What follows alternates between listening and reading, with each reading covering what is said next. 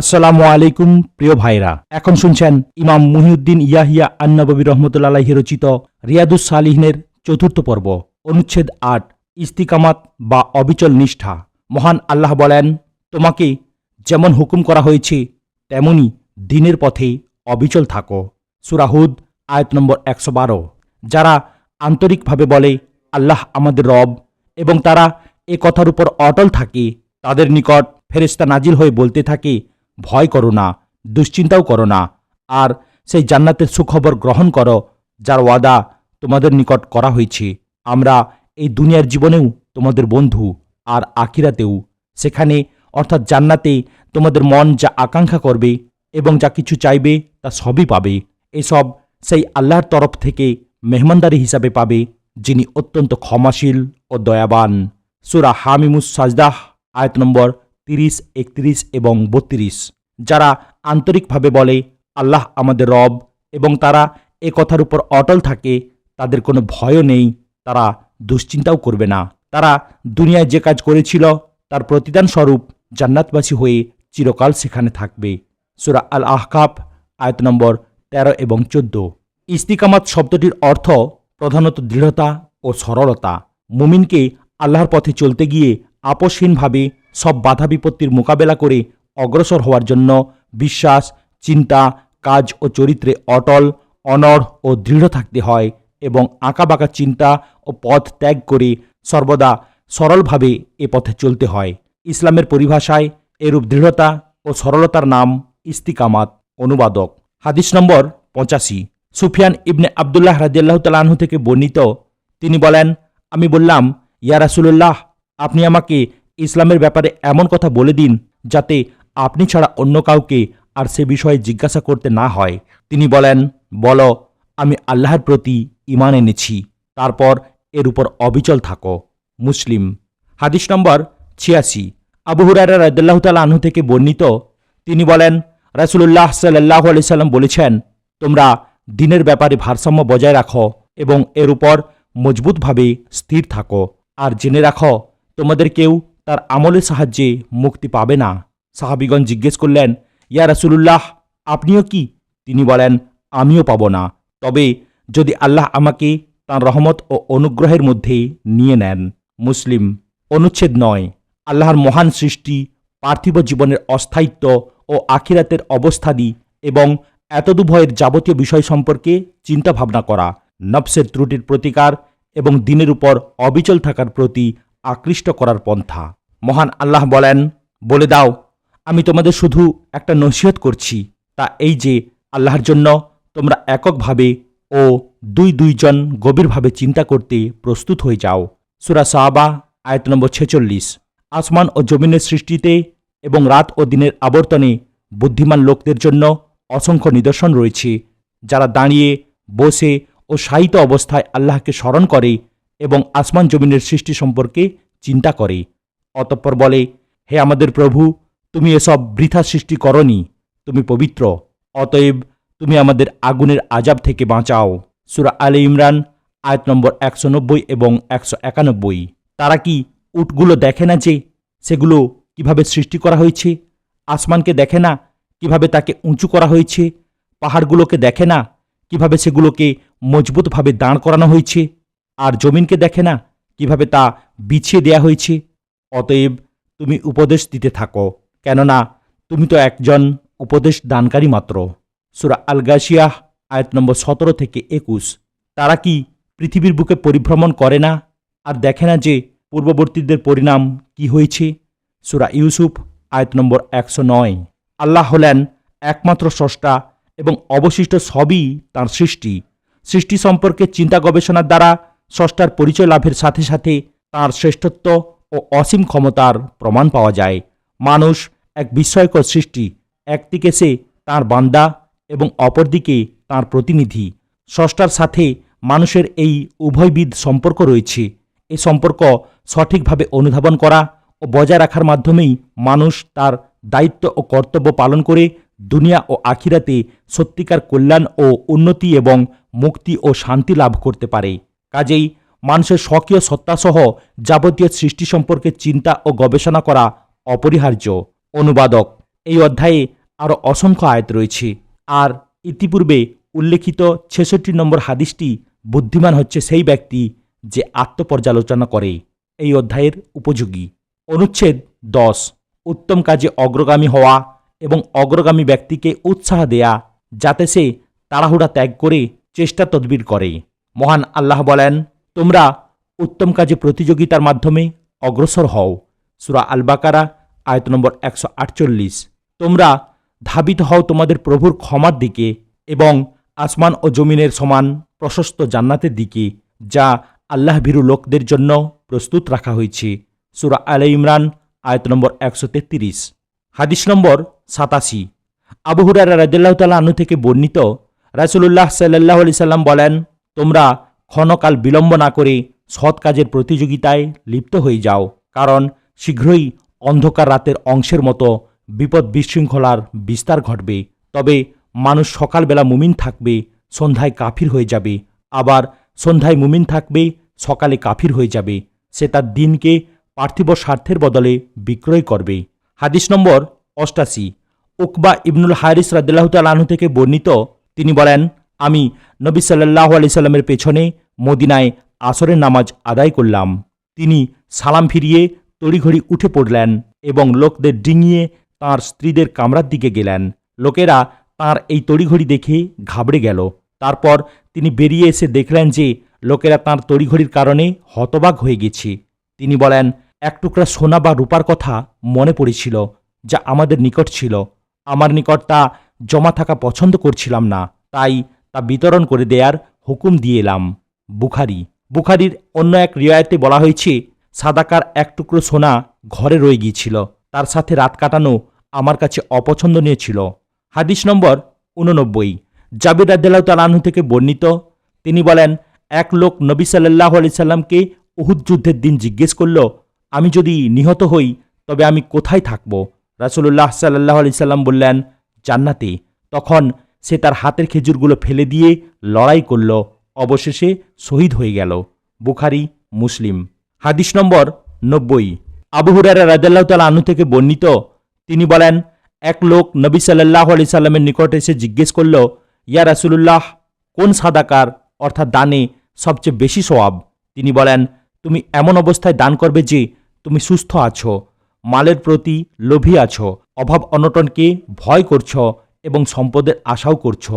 তুমি দান করার ব্যাপারে এমনভাবে কার্পণ্য করো না যে শেষে মৃত্যুর মুহূর্ত এসে যায় এবং তখন তুমি বলবে যে এ পরিমাণ অমুকের এবং সে পরিমাণ অমুকের, অথচ অমুকের জন্য সে মাল নির্ধারিত হয়েই গেছে। অর্থাৎ মৃত্যু লগ্ন আসার আগেই দান করো, কারণ মৃত্যুর পর এমনিতেই এ সম্পদ অন্যদের হয়ে যাবে। বুখারী, মুসলিম। হাদিস নম্বর ৯১। আনাস রাদিয়াল্লাহু তাআলা আনহু থেকে বর্ণিত, রাসূলুল্লাহ সাল্লাল্লাহু আলাইহি সাল্লাম উহুদের যুদ্ধের দিন একখানা তলোয়ার নিয়ে বলেন, কে আমার কাছ থেকে এটা নেবে? লোকদের প্রত্যেকেই হাত বাড়িয়ে বলতে লাগল, আমি। তিনি বলেন, কে এটার হক আদায় করার জন্য নেবে? এ কথায় সব লোক থেমে গেল। তখন আবু দুজানা রাদিয়াল্লাহু তাআলা আনহু বলেন, আমি এর হক আদায় করার জন্য তা নেব। তিনি সেটা নিয়ে মুশরিকদের শিরশ্ছেদ করলেন। মুসলিম।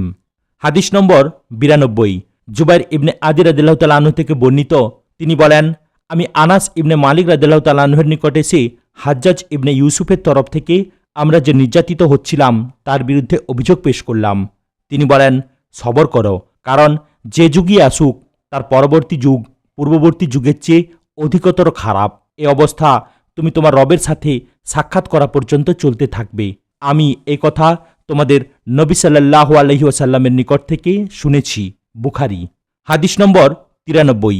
আবু হুরায়রা রাদিয়াল্লাহু তাআলা আনহু থেকে বর্ণিত, রাসূলুল্লাহ সাল্লাল্লাহু আলাইহি সাল্লাম বলেন, তোমরা ৭টি জিনিসের পূর্বেই অবিলম্বে সব কাজ করে ফেলো।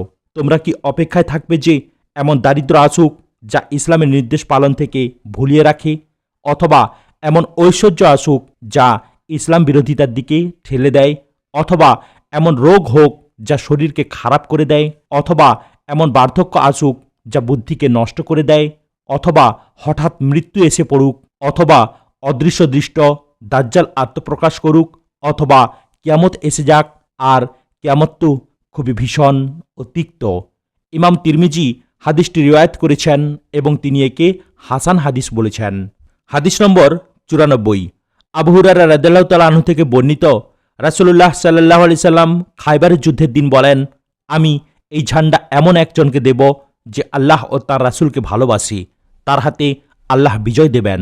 উমর রাদিয়াল্লাহু তাআলা আনহু বলেন, আমি নেতৃত্ব লাভ পছন্দ করতাম না, কিন্তু সেই দিন তা পেতে আগ্রহী হলাম, তাই আমার সেজন্য আকাঙ্ক্ষা হলো যে আমাকে ডাকা হোক। রাসূলুল্লাহ সাল্লাল্লাহু আলাইহি সাল্লাম আলী রাদিয়াল্লাহু তাআলা আনহুকে ডেকে তাকেই সে ঝান্ডা দিলেন এবং বললেন, চলে যাও, কোনো দিকে তাকাবে না যতক্ষণ না তোমাকে আল্লাহ বিজয় দেন।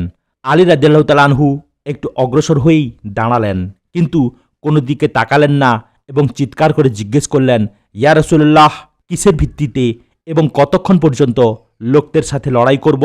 রাসূলুল্লাহ সাল্লাল্লাহু আলাইহি সাল্লাম বলেন, তারা এই কথা সাক্ষ্য না দেয়া পর্যন্ত লড়াই করবে যে আল্লাহ ছাড়া কোনো ইলাহ নেই আর মুহাম্মদ আল্লাহর রাসূল। তারা এ সাক্ষ্য দিলে তোমার থেকে তারা তাদের জানমাল রক্ষা করতে পারবে, তবে ইসলামের হক তাদের আদায় করতে হবে আর তাদের হিসাব নিকাশ আল্লাহর দায়িত্বে। ইমাম মুসলিম এ হাদিসটি রিওয়ায়াত করেছেন। অনুচ্ছেদ 11, মুজাহাদা বা সাধনা। মহান আল্লাহ বলেন, যারা আমার জন্য চেষ্টা সাধনা করে তাদেরকে আমি আমার পথ দেখাবো, আর আল্লাহ নিশ্চয়ই সৎকর্মশীল লোকদের সাথে রয়েছেন। সূরা আল আনকাবুত আয়াত নম্বর 69। মুজাহাদা শব্দের অর্থ সর্বশক্তি নিয়োগ করে চরম মেহনত ও চেষ্টা করা। ইসলাম একটি পূর্ণাঙ্গ জীবন ব্যবস্থা। এ সম্পর্কে প্রয়োজনীয় জ্ঞানার্জন এবং এটাকে বাস্তবে কায়েম ও বিজয়ী করার জন্য সর্বশক্তি নিয়োগ করে সম্মিলিত ও ঐক্যবদ্ধভাবে দাওয়াত, সংগঠন, প্রশিক্ষণ এবং নিজের, সমাজের ও রাষ্ট্রের সংশোধনের মাধ্যমে আপোষহীন প্রচেষ্টা, সংগ্রাম ও সাধনা করার নাম হচ্ছে মুজাহাদা। আর এই মুজাহাদার মাধ্যমেই মানব জীবনের চরম লক্ষ্য আল্লাহর সন্তোষ ও নৈকট্য লাভ সম্ভবপর। অনুবাদক, তুমি তোমার রবের ইবাদত করো সেই মুহূর্ত পর্যন্ত যা তোমার নিকট সুনিশ্চিতভাবে আসবে। সূরা আল হিজর আয়াত নম্বর 99। তুমি তোমার রবের নাম স্মরণ করতে থাকো এবং সবার সম্পর্ক ছিন্ন করে একমাত্র তাঁরই দিকে মনোনিবেশ করো। সূরা আল মুজ্জামিল আয়াত নম্বর 8। অতএব কোনো ব্যক্তি বিন্দু পরিমাণ ভালো কাজ করলেও তা সে দেখতে পাবে। সূরা আজ জিলজাল আয়াত নম্বর 7। তোমরা নিজেদের জন্য যা কিছু ভালো আমল অগ্রিম পাবে তা আল্লাহর কাছে উত্তম ও বিরাট বিনিময় রূপে পাবে। সূরা আল মুজ্জামিল আয়াত নম্বর 20। তোমরা যা কিছু দান করো তা আল্লাহ খুব ভালো করে জানেন। সূরা আল বাকারা আয়াত নম্বর 273। হাদিস নম্বর 95। আবু হুরায়রা রাদিয়াল্লাহু তাআলা আনহু থেকে বর্ণিত, তিনি বলেন, রাসূলুল্লাহ সাল্লাল্লাহু আলাইহি সাল্লাম বলেছেন, আল্লাহ বলেন, যে ব্যক্তি আমার বন্ধুকে কষ্ট দেয় আমি তার বিরুদ্ধে লড়াইয়ের ঘোষণা দিই। আমার বান্দা আমার আরোপিত ফরজ কাজের মাধ্যমে যা আমার নিকট প্রিয় এবং নফল কাজের মাধ্যমে সর্বদা আমার নৈকট্য লাভ করতে থাকে। এভাবে এক স্তরে আমি তাকে ভালোবাসতে থাকি, আর যখন আমি তাকে ভালোবাসি তখন আমি তার কান হয়ে যাই যা দিয়ে সে শোনে, তার চোখ হয়ে যাই যা দিয়ে সে দেখে, তার হাত হয়ে যাই যা দিয়ে সে ধরে এবং তার পা হয়ে যাই যা দিয়ে সে চলাফেরা করে। অর্থাৎ ফরজ ও নফল কাজের মাধ্যমে বান্দা আল্লাহর এতটা নৈকট্য লাভ করে এবং তিনি তাকে এত বেশি ভালোবাসে যে তিনি ওই বান্দার প্রতিটি অঙ্গ প্রত্যঙ্গকে তাঁর খুশি ও রেজামন্দির পথে পরিচালিত করেন। ফলে আল্লাহর নারাজি বা অসন্তুষ্টিমূলক কোনো কাজ তার দ্বারা সংঘটিত হয় না। যদি সে আমার নিকট কিছু চায় আমি তাকে দিই, এবং যদি আমার নিকট আশ্রয় চায় তাহলে আমি তাকে আশ্রয় দিই। বুখারী। হাদিস নম্বর 96। আনাস রাদিয়াল্লাহু তাআলা আনহু থেকে বর্ণিত, তিনি নবী সাল্লাল্লাহু আলাইহি সাল্লাম থেকে বর্ণনা করেন যে মহান আল্লাহ বলেন, বান্দা আধ হাত আমার দিকে এগিয়ে এলে আমি তার দিকে এক হাত এগিয়ে যাই, আর যখন সে আমার দিকে এক হাত এগিয়ে আসে আমি তার দিকে 2 হাত এগিয়ে যাই, আর যখন সে আমার দিকে হেঁটে আসে আমি তার দিকে দৌড়িয়ে যাই। বুখারী। আল্লাহর বন্ধু হচ্ছে সেই ব্যক্তি যে আল্লাহর প্রতি পূর্ণ অনুগত হয় এবং পরিপূর্ণ তাকওয়ার জীবনযাপন করে, আল্লাহর হুকুম বিরোধী কোনো কাজ করে না, তার হুকুমের বিপরীত কাজে বাধা দেয় এবং তার হুকুমকেই জীবনের একমাত্র নিয়ামক মনে করে। সম্পাদক, এ হাদিসের অর্থ এই যে বান্দা যত বেশি আল্লাহর পছন্দনীয় কাজ করে এবং তার আনুগত্যের মাধ্যমে তার সন্তুষ্টি ও মহব্বত লাভের চেষ্টা করে, তার চেয়ে অনেক বেশি আল্লাহ তাকে ভালোবাসার স্তরে নিয়ে এসে তার সমস্ত অঙ্গপ্রত্যঙ্গ নিজের খুশি ও মর্জি অনুযায়ী পরিচালিত করেন। অনুবাদক। হাদিস নম্বর 97। ইবনুল আব্বাস রাদিয়াল্লাহু তাআলা আনহু থেকে বর্ণিত, তিনি বলেন, রাসূলুল্লাহ সাল্লাল্লাহু আলাইহি সাল্লাম বলেছেন, দুটি নিয়ামত অর্থাৎ আল্লাহর দান যার ব্যাপারে বহু লোক ক্ষতিগ্রস্ত হচ্ছে, এক স্বাস্থ্য ও দুই অবসর সময়। বুখারী। অর্থাৎ মানব জীবনে স্বাস্থ্য ও অবসর সময় আল্লাহ তাআলার বিরাট নিয়ামত, কিন্তু অধিকাংশ লোক প্রবৃত্তির তাড়নায় আমোদ প্রমোদে লিপ্ত হয়ে সময় মতো এ নিয়ামতকে কাজে লাগায় না। ফলে পরবর্তীতে তাদের আফসোসের সীমা থাকে না, কারণ স্বাস্থ্য সবসময় একরকম থাকে না, যে কোনো সময় রোগাক্রান্ত হতে পারে। অনুরূপভাবে অবসরের পর ব্যস্ততা আসতে পারে, তখন মানুষ ইবাদত বন্দেগী করার সুযোগ থেকে বঞ্চিত হয়ে যায়। হাদিস নম্বর 98। আয়েশা রাদিয়াল্লাহু তাআলা আনহা থেকে বর্ণিত, নবী করিম সাল্লাল্লাহু আলাইহি ওয়াসাল্লাম রাতে এত বেশি ইবাদত করতেন যে তাতে এমনকি তার পা দুখানা ফুলে ফেটে যেত। আমি তাকে বললাম, ইয়া রাসূলুল্লাহ, আপনি এরূপ করছেন কেন? আপনার অতীত ও ভবিষ্যতের সমস্ত গুনাহ তো আল্লাহ মাফ করে দিয়েছেন।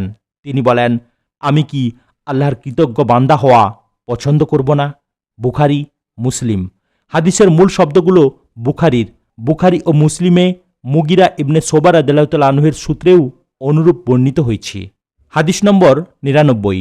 আয়েশা রাদিয়াল্লাহু তাআলা আনহা থেকে বর্ণিত, তিনি বলেন, রাসূলুল্লাহ সাল্লাল্লাহু আলাইহি সাল্লাম রমজান মাসের শেষ দশক এলে সারা রাত জেগে ইবাদত করতেন এবং নিজের পরিবারবর্গকেও জাগিয়ে দিতেন। এ সময় তিনি কোমর বেঁধে ইবাদতে লেগে যেতেন।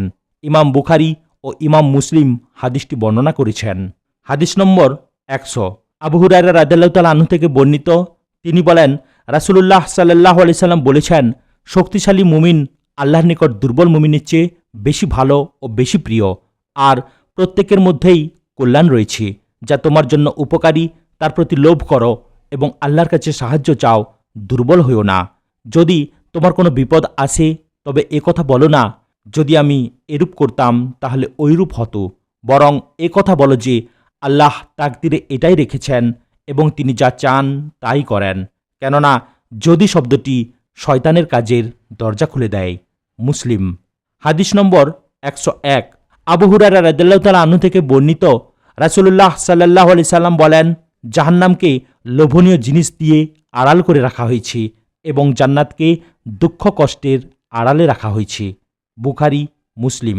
এই হাদিসের অর্থ এই যে লোভ লালসা ও ভোগবিলাসে যে ব্যক্তি মগ্ন থাকে সে জাহান্নামে যাওয়ার যোগ্য হয়, আর যে ব্যক্তি বিপদ আপদ ও দুঃখ কষ্ট স্বীকার করে দিনের উপর কায়েম থাকে সে জান্নাতে যাওয়ার যোগ্য হয়।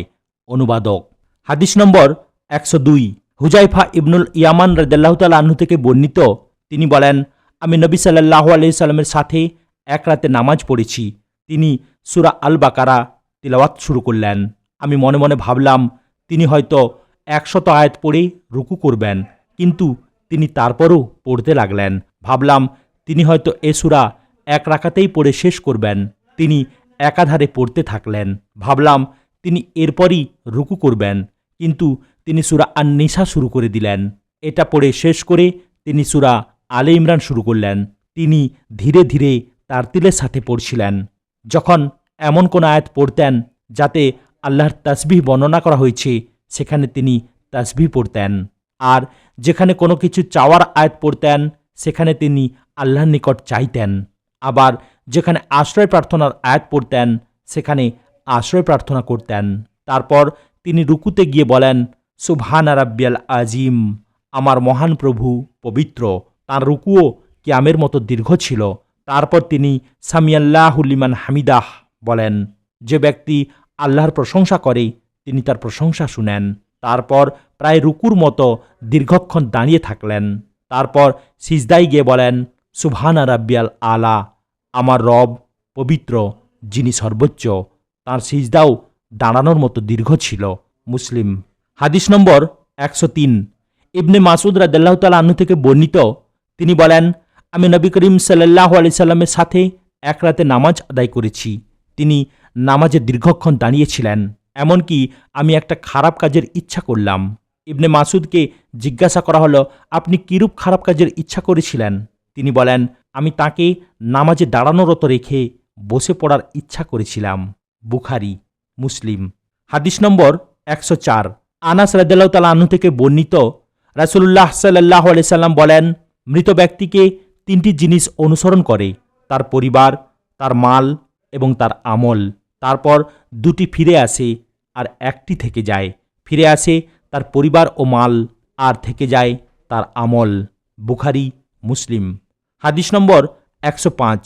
ইবনে মাসউদ রাদিয়াল্লাহু তাআলা আনহু থেকে বর্ণিত, তিনি বলেন, নবী করিম সাল্লাল্লাহু আলাইহি সাল্লাম বলেছেন, জান্নাত তোমাদের প্রত্যেকের জন্য তার জুতার ফিতার চেয়েও নিকটে, আর জাহান্নামও। বুখারী। হাদিস নম্বর 106। আবু ফিরাস রবিয়া ইবনে কাব আসলামী রাদিয়াল্লাহু তাআলা আনহু থেকে বর্ণিত, তিনি রাসূলুল্লাহ সাল্লাল্লাহু আলাইহি সাল্লামের খাদেম এবং আসহাবে সুফফার সদস্য ছিলেন। তিনি বলেন, আমি রাসূলুল্লাহ সাল্লাল্লাহু আলাইহি সাল্লামের সাথে রাত যাপন করতাম এবং তাকে উজুর পানি ও অন্যান্য প্রয়োজনীয় জিনিস এনে দিতাম। একদা তিনি আমাকে বলেন, আমার নিকট তোমার যা ইচ্ছা চাও। আমি বললাম, আমি জান্নাতে আপনার সাথে থাকতে চাই। তিনি বলেন, এছাড়া আর কিছু? আমি বললাম, ওটাই চাই। তিনি বলেন, তাহলে তুমি তোমার নিজের জন্য বেশি বেশি সিজদা অর্থাৎ নামাজ দ্বারা আমাকে সাহায্য করো। মুসলিম। হাদিস নম্বর 107।